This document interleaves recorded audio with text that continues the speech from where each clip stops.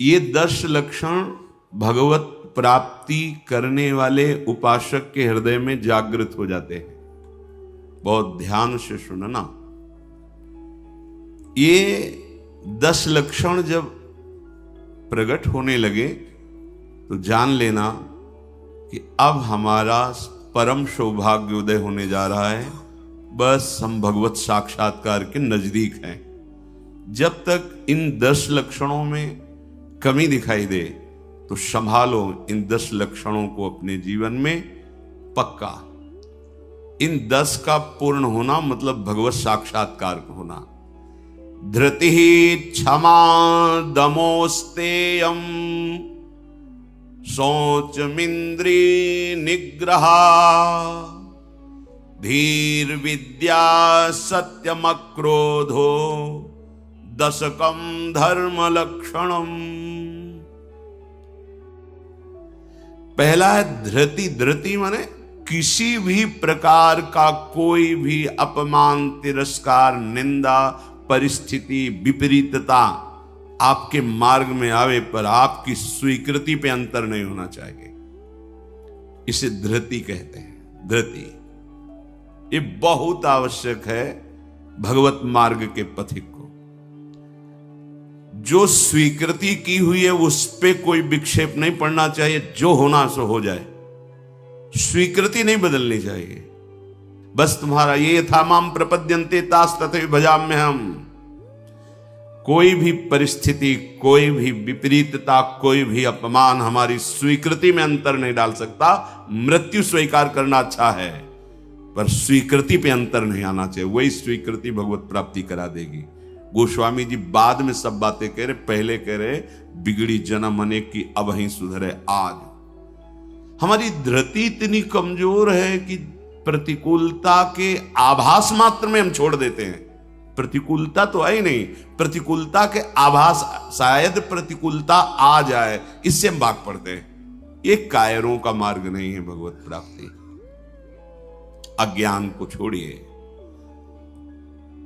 क्या तुम प्रभु को छोड़ दोगे तो दुखों से बच जाओगे क्या? जो कछ लिखा लिलाट दुख सुख देह संग भुगतेगो जहां जाएगो या सिद्धांत अभंग। या सिद्धांत अभंग तजत क्यों धीरज प्राणी। यही धृति। तजत क्यों धीरज प्राणी वृंदावन परिहरे प्रिया प्रीतम रजधानी। स्वामिनी जी के महल को, स्वामिनी जी के चरण आश्रय को छोड़कर तुच्छ विषयों की तरफ कदम बढ़ा देना, स्वीकृति आपकी बहुत कमजोर है। बिगड़ जाएगा, ये जन्म बिगड़ जाएगा। पता नहीं किस युग में ये स्वीकृति का अवसर मिलेगा कि नहीं मिलेगा। कितना भी संकट आवे, धैर्य नहीं छोड़ना। सब कुछ सहना है, राधा राधा कहना है। नियम बना लो, जीत जाओगे। काल पर भी विजय प्राप्त कर लोगे। विश्वास करो, ये मंत्र मान लो, सब कुछ सहना है। राधा राधा कहना, राधा राधा।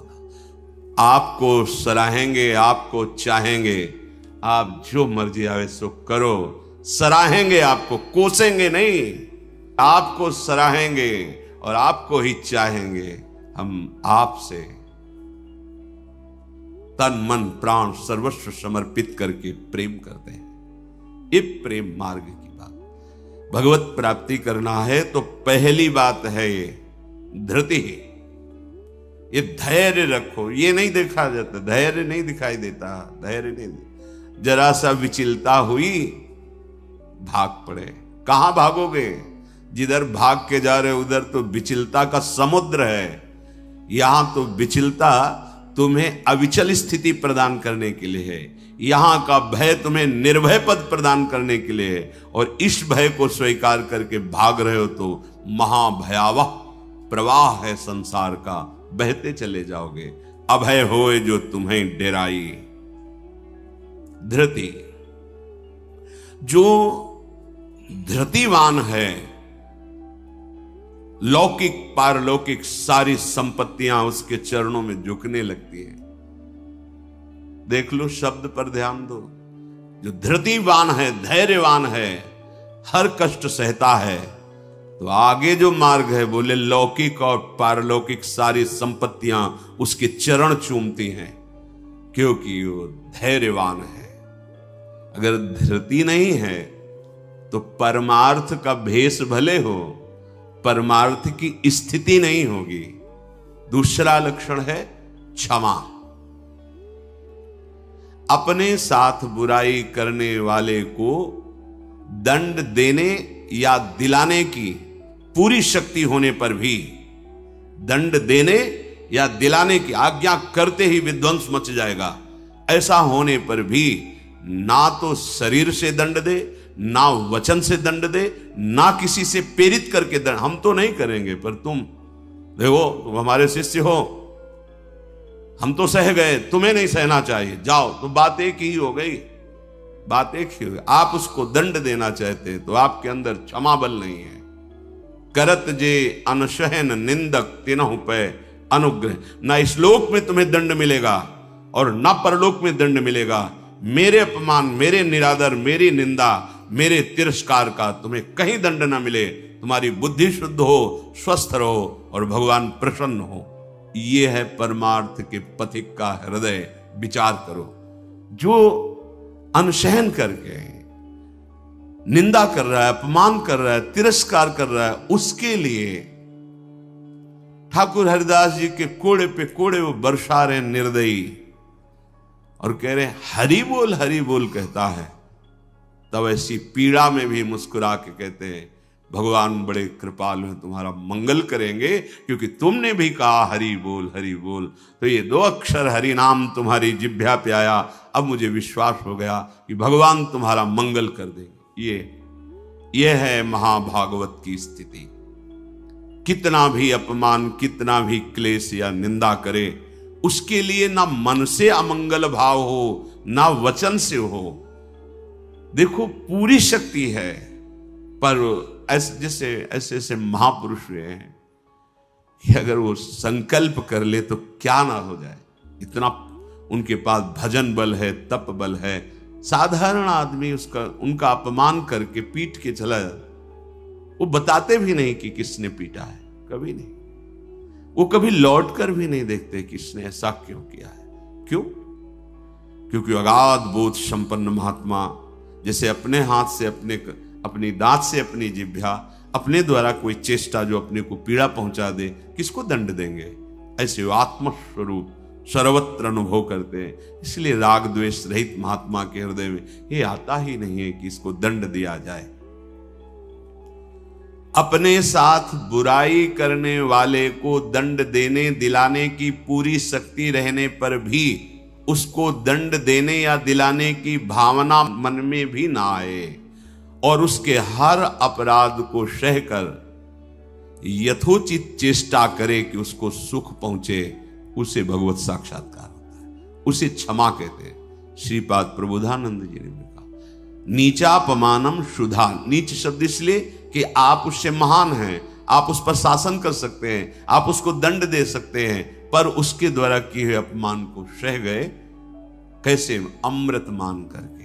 अमृत, नीचा अपमान। जब कोई गाली दे, निंदा करे, अपमान करे, तब ये बात आवे भगवान इसका मंगल करे। ये भक्त हृदय होता है। अनुकूलता में तो सब कोई आशीर्वाद देने के लिए तैयार हो जाएगा।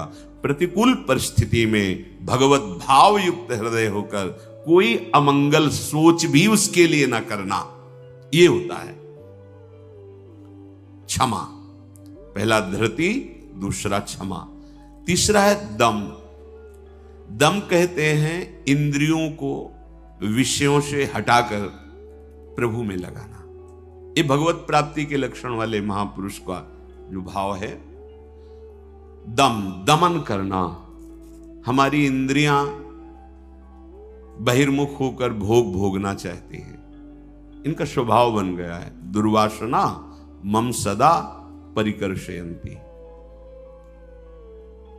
विषय इतने प्रबल हो रहे हैं कि इंद्रियों को अधीन कर लिए। इंद्रियां इतनी प्रबल हो रही कि मंथन करने वाली, प्रमथन स्वभाव वाली मन को अधीन कर लिया है। मन इतना प्रमथन स्वभाव वाला बुद्धि को अधीन कर लिया। अब बुद्धि विषय में सुख मान करके सब छूट दिए हैं, तो इंद्रियां मन विषयों में विचरण कर रहे हैं। जो भगवत प्राप्ति करने की लालसा वाला उपासक है वो दम रूपी सद्गुण से युक्त होता है। दम अर्थात दमन करना, इंद्रियों का दमन करना थोड़ा कठिन है। कामा संजायते क्रोधा, क्रोधा स्मृति विभ्रमा। जब हमारी कामना बन जाती है कि ये मैं भोग भोगूं और उसमें बाधा पड़ती तो क्रोध आ जाता है। बस ये कामना संकल्प न बनने पावे तो बहुत जल्दी निवृत्त हो जाएंगे। संकल्प बनने का समय हम देते हैं। जब कोई भी इंद्री का विषय आकर्षित होता है तो मन उसको विस्तार से सुख का, भोगा हुआ सुख या सुना हुआ या दृश्य में आया हुआ भोगने की लालसा, और आप अपने भगवत विस्मरण कर दिए और उसमें तन्मय हुए, संकल्प बना, गड़बड़ हो गया। अब परमार्थ से भ्रष्ट कर देगा, आज नहीं तो कल। क्रिया बने ना बने भ्रष्ट कर देगा। संकल्प ही न बनने पाए। संकल्प बनने की छूट कब देते हैं? जिस समय हम ये भूल जाते हैं कि हमारा लक्ष्य भगवत प्राप्ति है। हम भोगों में सुख बुद्धि करके भगवान से विमुख वृत्ति के द्वारा संकल्प बना लेते हैं धैर्य से। जब हमको ये पता है कि इन भोगों में सुख नहीं, सुख तो सुख सिंधु प्रभु के नाम रूप में है, तो संकल्प कैसे बन गया? भगवत विमुखता के कारण संकल्प। वो क्षण भगवत विमुख हुआ, वो समय भगवत विमुख में जा रहा है, इसलिए आपका संकल्प बन रहा है। अगर नाम जप कर रहे हैं आप और आपका लक्ष्य है कि मुझे प्रभु के चरणारविंद की प्राप्ति करनी है, तो आप इंद्रियों का दमन स्वाभाविक कर लेंगे। बहुत सरलता सहजता से इंद्रियों का दमन हो जाता है। हमारी स्वीकृति ठीक नहीं है, इसलिए जैसे एक दिन एकांतिक में चर्चा हुई थी, आप वैष्णव हैं, आप भगवत दासत्व के चिन्हों से युक्त हैं, आप भगवत प्राप्ति का मार्ग स्वीकार किए हो, चाहे गृहस्थ हो चाहे विरक्त। अब आपके सामने मांस परोसा जाए, आप खाएंगे? बिल्कुल ना, अंदर से ना बाहर से चेष्टा ही नहीं होगी। क्यों? क्योंकि आपकी स्वीकृति नहीं है। ठीक है, मदिरा ना अंदर से ना बाहर से स्फुरण ही नहीं होगा उसको पाने का। क्यों? आपके अंदर स्वीकृति ही नहीं। लेकिन बेविचार, मैथुन, गंदी बात, क्या आपकी ऐसी स्वीकृति है जैसे मदिरा और मांस के प्रति है तो उसी पंक्ति में, पर आपने इसके लिए स्वीकृति छोड़ दी, आपने इसकी गुंजाइश रख ली। अब आप गिर जाएंगे, आपकी इंद्रियां आपको गिरा देंगे। दूसरे की जरूरत नहीं, आपका मन ही आपको परेशान कर देगा, भ्रष्ट कर देगा। क्या आपकी ऐसी स्वीकृति है? और है तो आप बोलो, आपके सामने मांस परोसा जाए, मदिरा रखी जाए, तो क्या अंदर से स्फुरण होगा? स्फुरण ही नहीं होगा। आप देख लो ना, स्फुरण ही नहीं होगा और आपकी भौं चढ़ जाएगी। आपको पता नहीं आप ये क्या, या तो उठ के चल देंगे, बिल्कुल संभाषण भी नहीं करेंगे। ऐसा ही जो शास्त्र विरुद्ध आचरण है, सबके प्रति क्यों नहीं हो रहा? जो हमारे शास्त्रों में भगवत प्राप्ति के विरुद्ध आचरण बताए गए, आप उनको एक लाइन में ही बताया गया है। आप उन शब्दों में दो को तो मान लिए, त्याज्य, स्वीकृति ही नहीं उनके प्रति कि हम वैष्णव हैं, भगवत दास हैं। तो फिर व्यभिचार, मैथुन, ये गंदी चेष्टाएं, इसको उस पंक्ति में क्यों आप स्वीकृति में रख लिए? आपने स्वीकृति की है, और यदि आपकी स्वीकृति वैसे है तो आप बोलो कैसे हो सकता है? वो दो बातें जो बोली कैसे आप स्वीकार नहीं कर सकते? प्रार्थना करने पर, एकांत में मिलने पर भी आप उन वस्तुओं का सेवन नहीं करेंगे क्योंकि आपकी स्वीकृति नहीं। ऐसे ही स्वीकृति आपकी भगवत प्राप्ति की है तो उसमें बाधक है, फिर आप उस बाधक क्रिया को, बाधक चेष्टा को एकांत में क्यों करते हैं? अपना नाश क्यों करते हैं? ये इंद्रियां और मन मिलकर आपको स्वरूप विस्मृति के गर्त में डालती जा रही। जितना भोगों में सुख का अनुभव करोगे उतने ही आत्मस्वरूप की विस्मृति के गर्त में चले जाओगे। भगवत विस्मृति। कामा संजायते क्रोधा, क्रोधा स्मृति विभ्रमा, स्मृति भ्रंशात बुद्धिनाशो, बुद्धिनाशात प्रणश्यति। भगवत प्राप्ति के लिए दमन करना सीखे इंद्रियों का। चौथा, अस्तेय, चोरी का स्वभाव ना होना, मन से, वाणी से, शरीर से किसी भी प्रकार की चोरी ना करना। फूल लेने जा रहे हैं प्रभु, जनक जी के यहां निमंत्रण में आए हैं, विश्वामित्र जी को आमंत्रित किया गया है। फूल केवल है, कोई और वस्तु नहीं है। पर आप देख लीजिए उस प्रसंग में प्रभु मालियों से पूछते हैं, क्या मैं अपने गुरु सेवा के लिए कुछ पुष्प ले सकता हूं? स्वीकृति दी। हमारा स्वभाव बिगड़ गया है, बहुत सावधानी की जरूरत है। सोचते हैं कि हम चोरी करके दूसरे का धन, दूसरे का सुखी हो जाएंगे, कभी नहीं हो गए। अधर्माचरण करने वाला कभी, आपको थोड़ी देर हर्ष होगा, हर्ष शोक में परिणित हो जाएगा, शोक भयानक दुख पैदा कर देगा। बहुत सावधान, सिद्धांत को समझो और भगवत मार्ग में चले हो तो ऐसा होना ही नहीं चाहिए किसी भी तरह से। और ये वस्तु बहुत अच्छी लग रही है, नहीं, आज जो हमारी व्यवस्था कर रहा है कल व्यवस्था, हम व्यवस्था के लिए भगवत मार्ग में आए क्या? हम तो भगवत आनंद के लिए आए हैं। शरीर और मन प्राण उनको समर्पित, वो जाने। किसी भी तरह की मन से, वाणी से, शरीर से चोरी नहीं होनी चाहिए।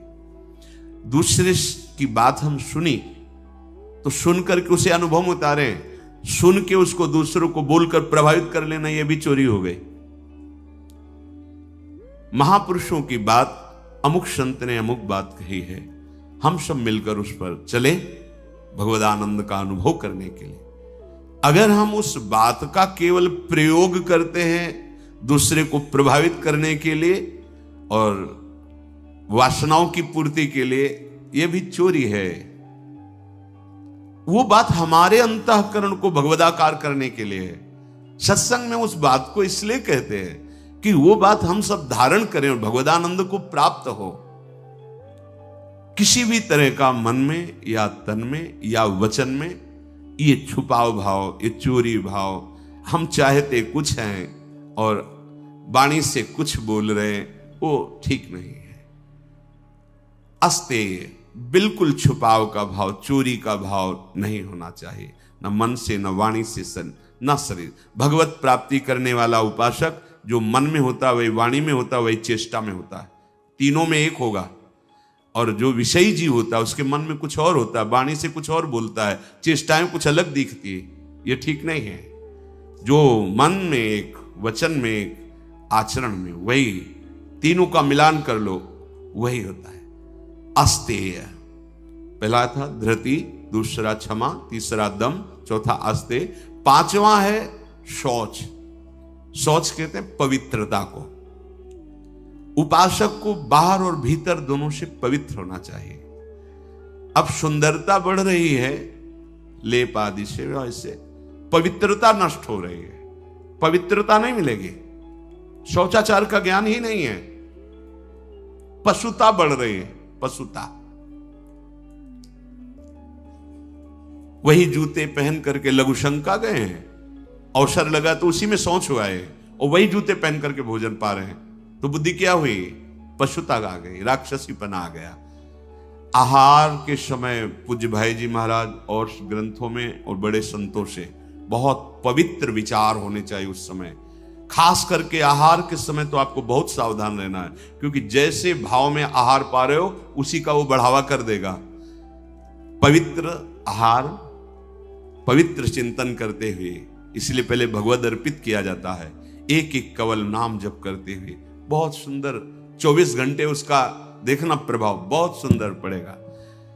बाहर आपका शरीर पवित्र होना, उसके लिए दिनचर्याएं हैं, पवित्रता का निर्वाह, बहुत सावधानी। वो अब देखो ऐसे लोगों के आचरणों का अनुकरण किया जाता है जो शौच होकर जल ही नहीं लेते, वैसे क्या कहते हैं उसे, हाँ टिश्यू पेपर, वाह। आचरण बिगड़ते हुए पशुता में बदल गए, जैसे पशु ने सोच के चल दिए।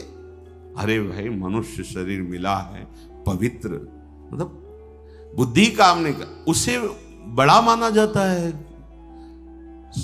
शौच होकर के पवित्रता ना करना बड़े आदमी है। वाह, आचरण पवित्रता है ही नहीं। कैसे तुम भगवत चिंतन अखंड कर लोगे? कैसे तुम्हारे सदविचार आवेंगे? बाहरी और भीतरी दोनों पवित्रता चाहिए। बाहरी पवित्रता ये जल से, मिट्टी आदि, रजा, देखो चाहे जितना आप साबुन लगाओ हाथ में, बाद में थोड़ी रज का प्रयोग जरूर करो। रज से पवित्र माना, जैसे वो इतनी बड़ी बोतल में क्या आता है, डिटॉल वाला, वो नहीं होता, उससे हाथ जो हैंड वॉश जो भी ऐसे ऐसे धो लिए, माना ठीक अच्छा है, पर रज का प्रयोग जरूर करें। थोड़ी रज लेकर हाथ, बिना रज से आप पवित्र नहीं माने जाएंगे। आप जैसे साबुन वगैरह तो करो, हम कहते करो, पर इससे आप रज का प्रयोग जरूर, एक बार ही सही, पर ऐसे रज आएगी तो नाली जाम हो जाएगी, और ऐसा नहीं, हम करें थोड़ी तो प्रयोग करो रज का। नहीं, वो नाली तो खुल भी सकती है, इधर बुद्धि की नाली जाम हो गई तो और गड़बड़ हो जाएगा, नहीं हो जाएगा, जन्म जन्मांतर बिगाड़ती चली जाएगी। अब कैसे समझाएं, मतलब बड़ा समय विचित्र आ रहा है। लघु शंका में बैठना है तो जो शौच की सीट उसी पे बैठना है कि ये लघु शंका, और निकले वो चल दिए, अरे पूरे अपवित्र हो गए। उस पे बैठने के लिए उतना ही वस्त्र धारण करो जितना तुम्हें धोना हो, तभी आप भगवत मार्ग में चलने, तभी आप चल सकते हैं। बुद्धि काम नहीं करेगी। अब जरा सा भी कुछ भी मुख में जाता है तो हमें कई बार समझाना होता है, श्री जी का प्रसाद है, प्रसाद, तब मन मंत्र की तरफ बढ़ता नहीं, एकदम घबरा के मुख में कुछ गया जूठा हुआ तो उसे समझाना पड़ता है, चरणामृत है, श्री जी का प्रसाद है। अभ्यास, हम बातचीत कर रहे हो और बाथरूम के पादुका में पैर जा रहा हो, बंद मंत्र, नाम चलना प्रारंभ, हमें बाद में ज्ञान होगा, वो पहले हो गया। अभ्यास, अगर आपको कई बार शौच लगते हैं, आप बाथरूम तो बंद ही होते हैं, उचित वस्त्र धारण कर लो, या जैसा हाथ धो लिए, यहां से हाथ धो लिए, कुल्ला कर लिए, ये जो छिद्र है इनमें जल लगा लिया, कमर से स्नान, चाहे जितनी बार, इतना तो करना है। 2 बार तो सर्वांग आप कर लीजिए, बीमार हैं ऐसा है तो ऐसे कर लीजिए। अगर आप ऐसे पवित्र नहीं रहेंगे तो मंत्र नहीं चलेगा, भजन नहीं होगा। आप खुद देख लीजिए, बाहरी पवित्रता और आंतरिक पवित्रता, छल कपट ये सब अंदर न रखते हुए नाम जब चल रहा है, अंदर पवित्र हो जाएंगे। तो जल, मिट्टी और यथा योग्य जो गुरुजन आदेश करते हैं वैसी दिनचर्या से ये बाह्य शरीर की शुद्धि होती है। राग, द्वेष, दंभ, कपट, वैर, अभिमान, इन विकारों का नाश होने पर अंतःकरण स्वच्छ होता है। ये विकार सब नष्ट हो जाएंगे। सत्संग सुनते रहिए, नाम जप करते रहिए। तो ये शौच अर्थात पवित्रता, बाहरी और भीतरी दोनों आवश्यक है। फिर है छठा, शब्द, स्पर्श, रूप, रस, गंध, इनका ऐसा प्रभाव है कि खींच लेते हैं। जैसे अभी कोई ध्वनि बजने लगे आ जाएगा, प्रभाव पड़ा शब्द का।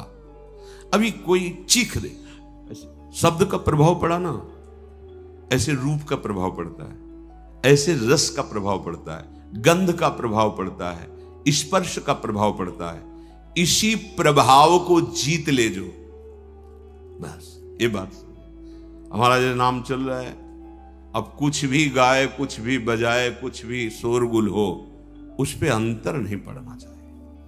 हम रूप आशिक हैं प्रियालाल के, आप कोई भी रूप हो,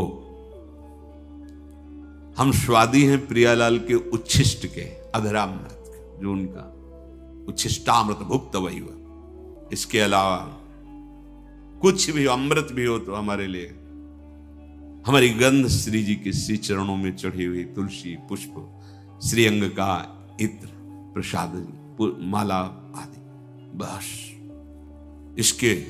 इससे क्या होगा? शब्द, स्पर्श, रूप, रस, गंध पर आप विजय प्राप्त कर लेंगे। सनकादि के लिए जैसे आता है कि शब्द, स्पर्श, रूप, रस, गंध पर विजय प्राप्त किए हुए महापुरुष के भी घ्राणेन्द्रिय में जब प्रभु श्री हरि के श्री चरणों की तुलसी की गंध गई तो प्रेम विकल हो गए, ऐसा था। ये जो हमारी इंद्रियां स्पर्श सुख में, देह सुख, स्पर्श सुख में, रूप में, रस में, गंध में, शब्द में हमें भगवत प्राप्ति करनी, इसका हमें परिवर्तन करना होगा। हमें जहां भागवतिक शब्द श्रवणेन्द्रिय में पड़े तो नाच पड़ना चाहिए, प्रापंचिक शब्द तो उदासीन हो जाना चाहिए। भगवत भाव से सबके चरणों में प्रणाम, मेरे प्रभु सब इन रूपों में समाये हुए। ठीक है, ऐसे कोई रूप, और वास्तविक जब आप इतने महान रूप के प्रेमी भाव में चल रहे हैं तो कोई रूप आकर्षण नहीं कर सकता, नहीं कर सकता, है ही नहीं। देवलोक भूलोक रसातल सुनि कवि कुल मति डरिए, सहज माधुरी अंग अंग की कई कासो पट तरिए। कौन सा रूप? कोई भी रूप ऐसा नहीं कि चित्त में क्षोभ पैदा कर दे। ये जो छठवां इंद्रिय निग्रह अर्थात शब्द स्पर्श रूप रस गंध, ये जो इंद्रिय के ज्ञानेन्द्रिय के 5 विषय हैं, इन किसी विषयों को भी भगवद विमुख होकर स्वीकार न करें। प्रभु से अर्पित है, जैसे विशेष विशेष गंध हैं, पर अगर प्रभु को अर्पित नहीं तो हमारी घ्राणेन्द्रिय उसे वो आ रही पर उसका महत्व तो नहीं है। और प्रभु में अर्पित है, हमारी प्रियाजू के श्री चरणों में चढ़ा हुआ है, ये पुष्प है, ये इत्र है, ये माला उनके श्रीअंग। अहो भाग्य, बार बार वो जीत जाएगा। फिर उसके घ्राणेन्द्रिय को लुभायमान नहीं कर सकता। श्रवणेन्द्रिय यदि प्रभु के जस को सुनने के लिए बावरों सो रस में फिरे, खोजत नेह की बात, तो विश्व का कोई भी शब्द उसे आकर्षित नहीं कर पाएगा। और रसेंद्रिय यदि प्रभु का केवल उच्छिष्ट भोगती है, वाकेंद्रिय केवल प्रभु के जस में है, आप जीत गए शब्द स्पर्श रूप रस गंध। 7वां धी है। धी अर्थात बुद्धि।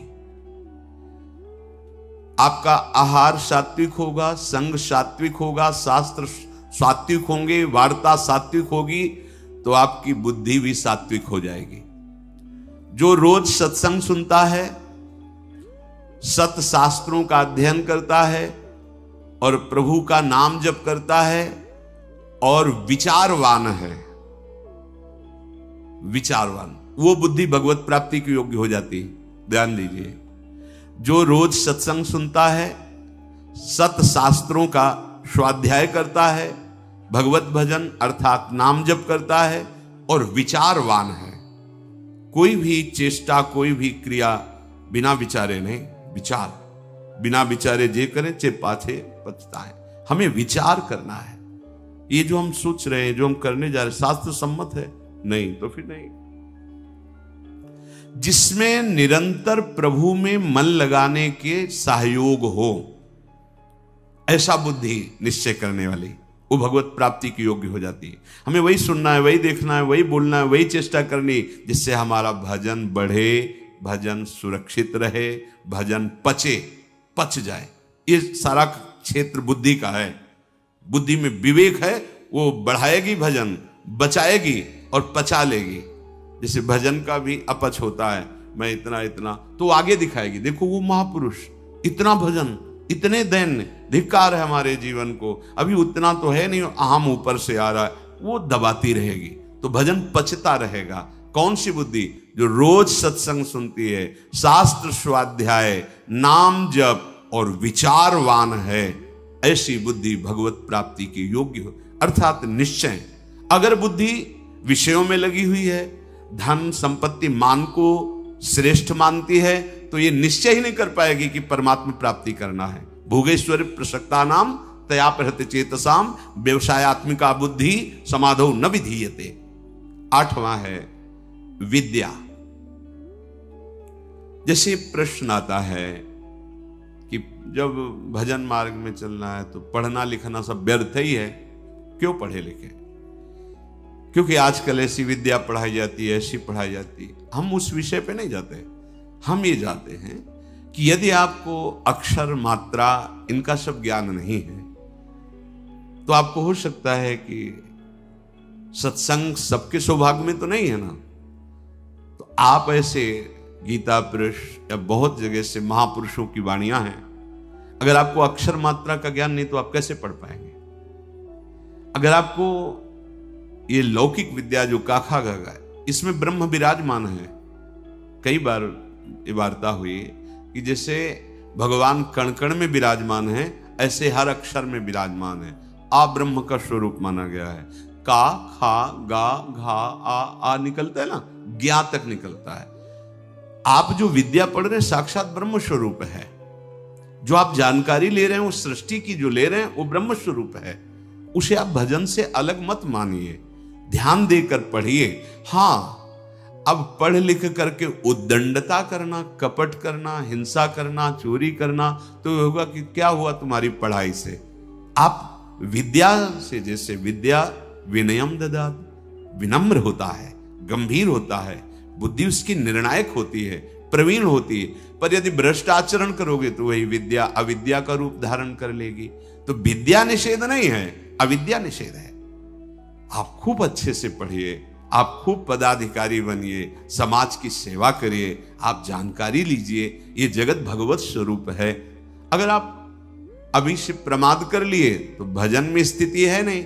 हम देखते हैं जो बच्चे पढ़े लिखे हैं ना, तो एक बार समझा दो तो कदम सोच समझ के रखते हैं। हाँ, हम ये कहते हैं यदि ऐसी रति है कि राधा राधा राधा राधा राधा सत्संग और नाम जप करते हुए आप तो सच्ची मानिए सब शास्त्रों का ज्ञान अपने आप हो जाएगा। पर ऐसा बहुत ही कठिन है, कोई बिरला ऐसा जो ऐसे चल पाए। नहीं तो इसलिए पढ़ना आवश्यक है। नवा है सत्य।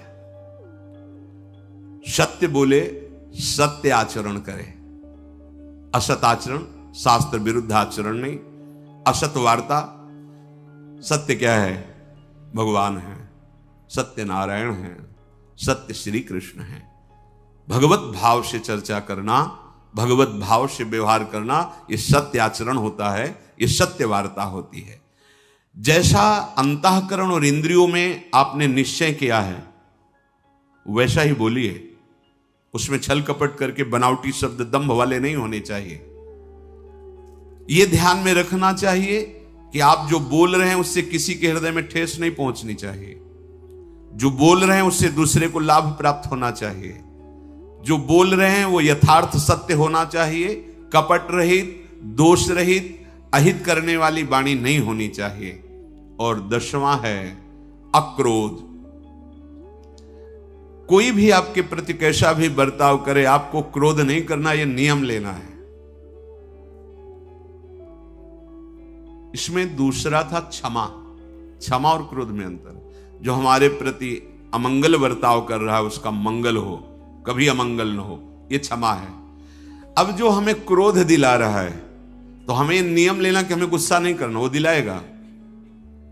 देखो, जब आप परमार्थ पे चलते हो तो आपके अंदर और बाहर दोनों जगह ऐसी परिस्थिति पैदा की जाएगी कि आपको क्रोध आवे। आपके अंदर की वृत्ति बिगड़ेगी। बाहर का ऐसा व्यवहार हो सकता है, आपका साथी, आपका मित्र, आपके पास रहने वाला साधक ही आपसे विपरीत ऐसी चेष्टा, उस समय वो प्रेरित है। आपको देखना है कि इस समय प्रेरित है माया के द्वारा और वो मुझे गुस्सा दिलाने के लिए ऐसा विधान रचा गया, पर मैं गुस्सा नहीं होऊंगा। अगर सह नहीं पाते हो तो मौन हो, भाग जाओ वहां से। मौन हो के भाग जाओ। वीरता मत दिखाओ। गुस्सा करना वीरता नहीं, सह जाना वीरता है। जैसे सह पाओ। ये जो 10 प्रकार के लक्षण बताए गए, उपासक सावधानी पूर्वक इनको धारण करे। अगर ये लक्षण है तो भगवत प्राप्ति निश्चित है।